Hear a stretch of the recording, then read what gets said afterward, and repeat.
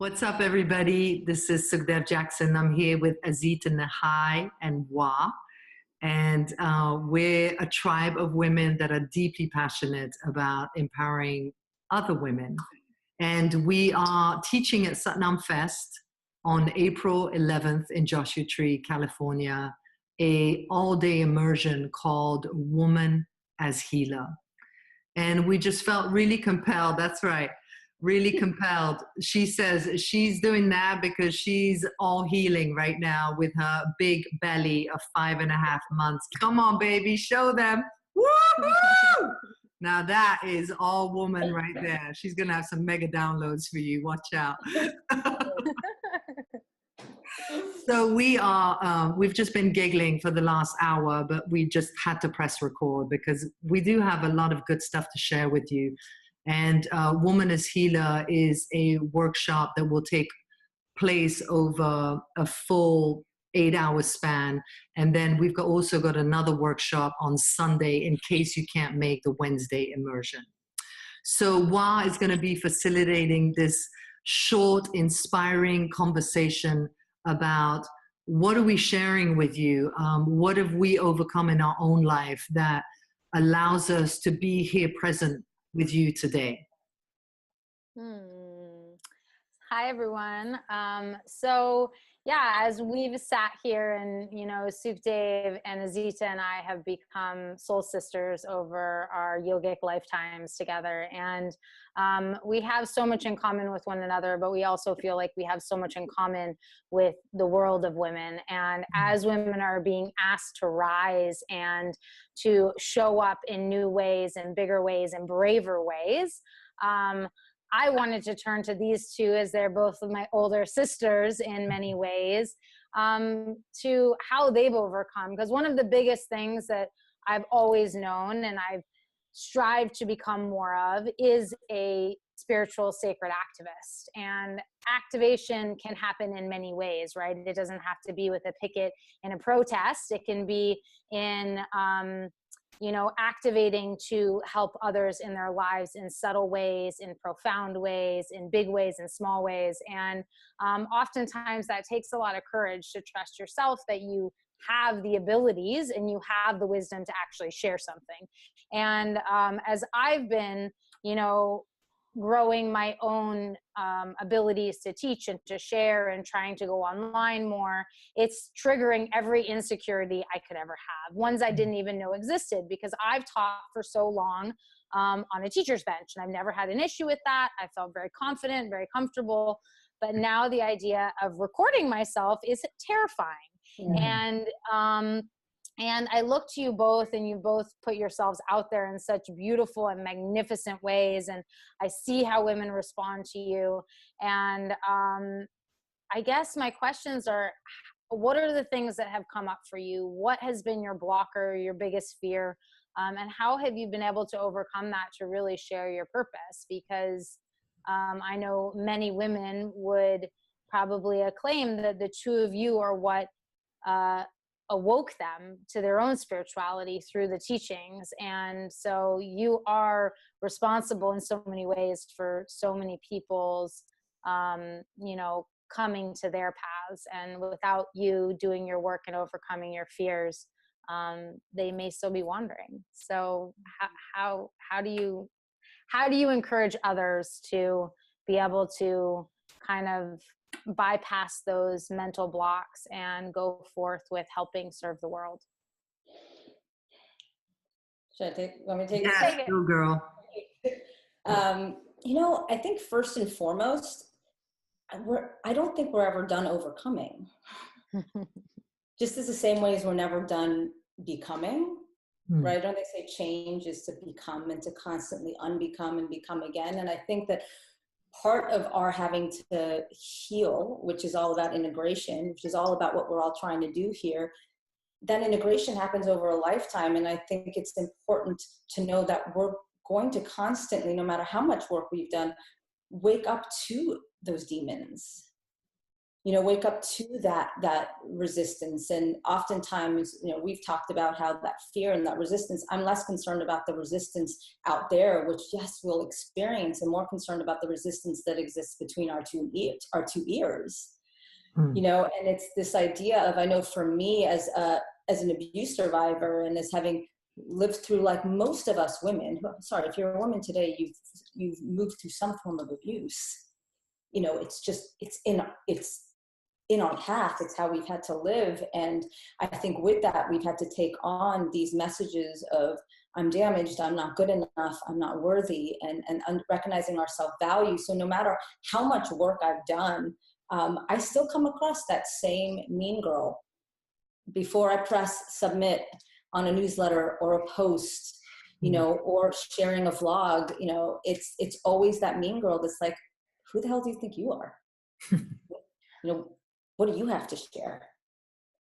And it's, I think the best example I can give, actually, and I'll make it quick, is at my first Satnam Fest. When I first got to teach my trauma to Dharma work at Satnam Fest, I was excited and I was nervous. And I remember this mean girl, which is really fear, will fall on either side of the fence. So when I first got there and I sat up in the sanctuary, there was no one there yet. And of course, what's the mean girl saying? No one's going to show up. Are you kidding? No one's going to come.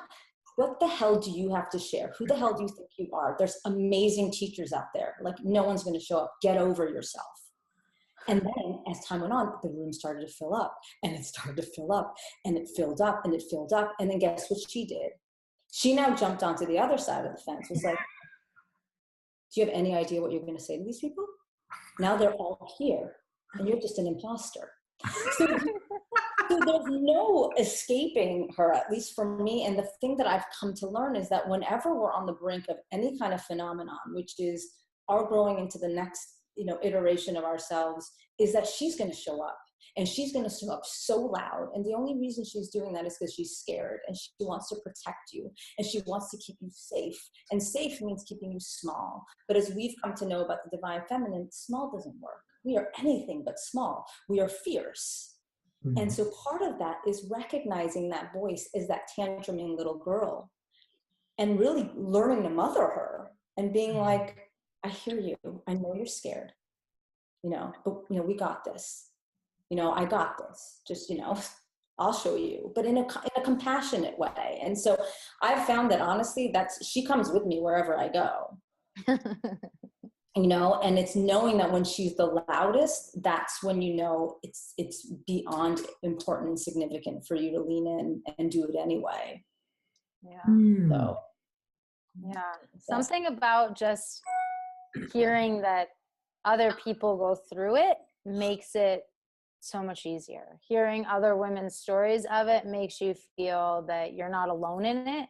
And I think that is really, for me, the power in all the women's work we do. Like, beyond the teachings and the philosophies and where it comes from and what ancient tradition it descends from, it's really just about women being in space together and sharing stories. It's like why so many cultures shared through storytelling, because there is something so profound about, I know that girl in my head is never going to go away. Mm-hmm. And yet I want to believe she will, or I want to wake up and shake her off, or I want to know better and meditate her away. But being like, oh, you got one of those too, and Sukh, you got one of those too. And so maybe all of our scared little girls can just be friends and like hold each other's hands through it. Makes it not some impossible feat to like, oh my God, I can't do anything until she's gone. Yeah. I think that for me, what I've dealt with is having this idea of, and I don't like this word and I actually never use it, but to describe this, I will. It's having this idea that there is a perfect way to do it. Like, there's a certain way that it needs to look in order for me to be ready to share what I have to give. And I have to bring courage to my life every single day. And courage for me is the element that allows me to send that newsletter, that allows me to speak on that summit, that allows me to organize a retreat, or that open up my home to a bunch of women for a circle. So for me, woman as healer and what we're coming to bring, it's all these different facets. You know, Azita with her incredible trauma to Dharma work, and how do you turn crisis into a blessing that actually goes out into the world. And then Wa with her just deep gift of embodiment through the body and releasing emotion through dance and connecting into the feminine through dance and yoga. And then, you know, me, I'll bring my chanting and just that step into it anyway, you know, bring the courage to it and do it the way you're going to do it, because everybody has a unique thumbprint. And everybody's needed right now. There's a prophecy which I'm really into right now, and I think it's Yogi Bhajan who said, in the Aquarian age, we shall lead each other to liberation. Yeah. And I tell you, every time I have one of these conversations with a sister or a brother, it's like I feel more liberated. I'm like, wow, I'm not alone. And it's like we're leading each other to liberation. And this is why we all need to step up as teachers, and we all need to come together in circle and heal. So, wow, back to you. I just think that's the beauty, and that's the ultimate goal. Like if you're getting to your mat for you, that's the first step.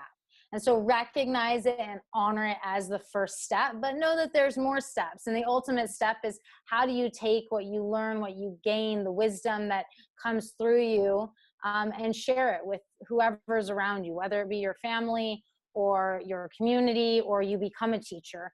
But I know so many people that kind of get stuck on that first step of, you know, they have their practice for them and their families don't even know what they do. They have to go do their practice in the closet because they're scared of scaring their families.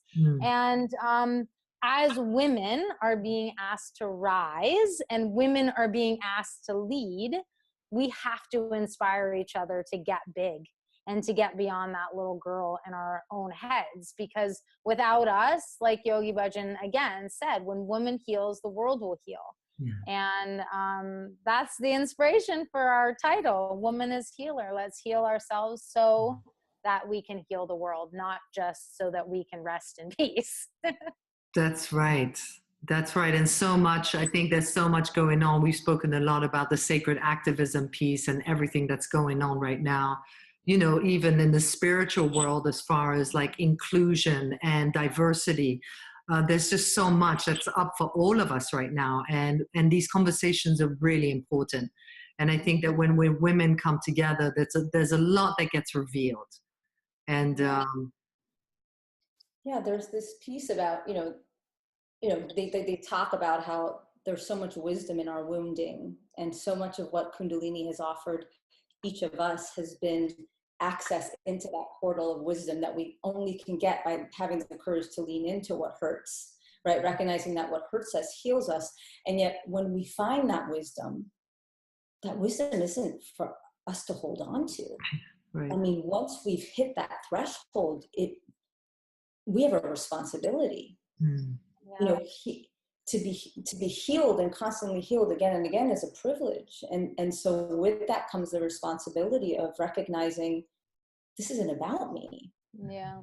That my healing and the wisdom that comes through these wounds has a ripple effect. And that's also where we get to quiet down that little mean girl and the little voice because you end up sitting and saying, it's not about me. It's not about us. This is so much bigger than us. And so there's someone else that's going to benefit from whatever little inkling of wisdom that I might have literally squeezed out of, this hurt.